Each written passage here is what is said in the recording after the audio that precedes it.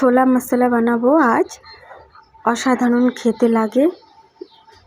এখানে ছোলা মশলা বানানোর জন্য আদা রসুন লঙ্কা পেঁয়াজ আর টমেটো নিয়েছি কুচি করে। রসুন আর আদাটি আমি থেতো করে নিয়েছি, আমার কাছে এইভাবেই বেস্ট লাগে। আদা রসুন লঙ্কা পেঁয়াজ এগুলো হালকা লাল লাল করে ভেজে নিয়ে টমেটো, স্বাদ মতো নুন, জিরা গুঁড়া ধনিয়া গুঁড়া দিয়ে একটু কষিয়ে নিয়েছি।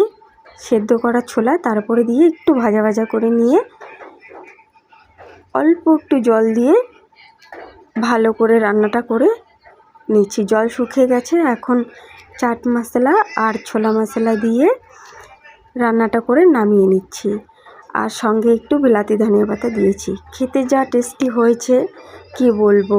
যখন আদা কুচি টুকরোগুলো মুখে লাগছিল খুব সুন্দর লাগছিল খেতে। কেমন হয়েছে অবশ্যই জানাবেন। সকলে ভালো থাকবেন, সুস্থ থাকবেন। টাটা।